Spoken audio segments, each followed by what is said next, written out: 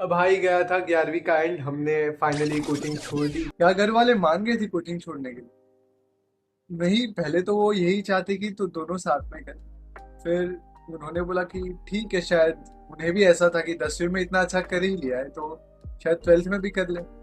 तो फिर वैसे कुछ शुरुआत हुई और मैंने लक्स 1.0 2025 का बैच ले लिया। मैं भी कद्दू गैंग का मेंबर बन गया। पहली क्लास ही सलीम भैया की थी। और फिजिक्स से जब मैं प्यार करने लगा हूं ना, तो वो छूटी ही नहीं वो बात। मैंने सलीम भैया की सारी क्लास देख ली थी। हालांकि मैं वहां भी एक बड़ी गलती कर बैठा कि मैंने क्वेश्चन प्रैक्टिस बहुत कम किया। तो सारी मैंने क्लास देख ली सलीम भैया की। अगर आपको कोई ऐसे पढ़ा रहा हो कि छोरा छोरी के बीच में कभी नहीं आना है और कम से कम मैग्नीट्यूड वाले के पास से रखना है, तो फिजिक्स के सवाल आसानी से बन रहे हैं, और अगर बन सकते हैं तो क्यों ना सलीम भैया से पढ़ा जाए।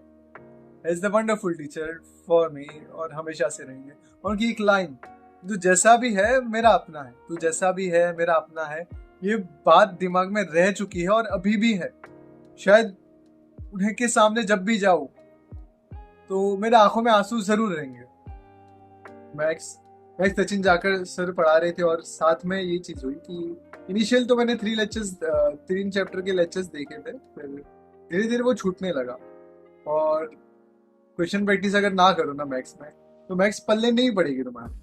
फिर मैं केमिस्ट्री की बात, फिजिकल केमिस्ट्री मेरी अच्छी थी, मैंने अच्छा देख भी लिया। ऑर्गेनिक केमिस्ट्री आर्य बाबा पढ़ा रहे थे, फिर भी मेरे को नहीं समझ थी। ये मेरा बेसिक्स ही क्लियर नहीं था। मुझे पता ही नहीं था कि रेजोनेंस क्या होता है। रेजोनेंस को मैं रसना समझ रहा था शायद। फिर वैसे ही केमिस्ट्री भी छूट गई। और पता है, देखते देखते इतना जल्दी वो वक्त बीता कि प्रीलिम्स चालू हो गए बोर्ड्स के, फिर प्रैक्टिकल वगैरह चालू हो गए, और नवंबर में शायद रजिस्ट्रेशन भी शुरू हो गया जेई के लिए। फिर जनवरी में एग्जाम भी दिया मैंने। मैं इतने कम क्वेश्चन करके आया था कि मुझे लग रहा था कि ये नेगेटिव में ना चले जाए तो शायद परसेंटाइल ज्यादा आएगी। और मैं इतने कम नंबर के क्वेश्चन करके आया जो काउंट में बता भी नहीं सकता। फिर वैसे ही जनवरी के बाद बोर्ड एग्जाम की प्रिपरेशन चालू हो गई।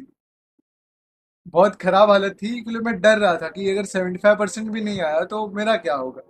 फिर फैब में बोर्ड्स चालू हो गए थे, और फैब के फर्स्ट एग्जाम खत्म होते ही जेई का रिजल्ट भी आ गया। और इतनी कम परसेंटाइल आई थी कि जितने रुपए में आपके गली मोहल्लों में वड़ा पाव मिलता रहेगा, उतनी परसेंटाइल मेरी आई थी।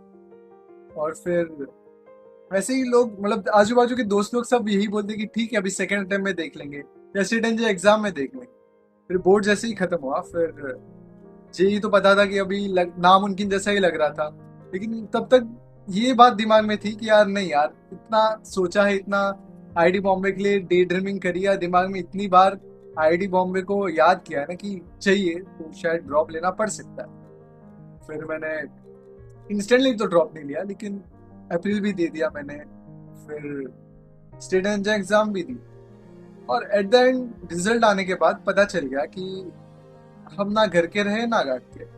मेरे जितने भी दोस्त थे वो शायद सिट एग्जाम एमएसटी सीटी पर फोकस करके अच्छी कॉलेजेस या डिसेंट कॉलेज उन्होंने ले लिया। फंस चुका था मैं। मेरी जो परसेंटाइल जेई में आई है, एमएसटी सीटी में नेगेटिव मार्किंग ना होने के कारण भी जो परसेंटाइल जेई मेंस जैन और अप्रैल में आई थी, उससे भी कम आई मेरी। और प्राइवेट कॉलेज तो मुझे लेना नहीं था। मुझे पता था कि मैं 20-25 लाख के लोन लेके, दिमाग पे लोड लेके मैं नहीं कर सकता।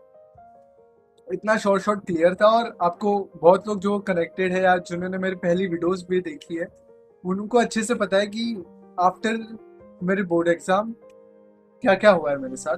कोटा जाने की बात हुई, ड्रॉप लेने की भी बात हुई, और फाइनली करते करते वक्त बीत चुका और कोई कॉलेज हाथ तो नहीं लग रही थी। इतनी कम परसेंट आई थी कि मैंने कभी कॉलेज चेक ही नहीं किया कि क्या मुझे कॉलेज मिल भी सकता है। जिंदगी का सबसे बड़ा ट्विस्ट ये है कि मुझे 75% बोर्ड्स में नहीं आया। और क्या मैंने ड्रॉप लिया? हाँ, शायद ड्रॉप ले लिया था। और आगे कहाँ जाने के लिए तो स्टे ट्यून्ड। आप सबको दिल से प्रेम, बहुत बहुत धन्यवाद।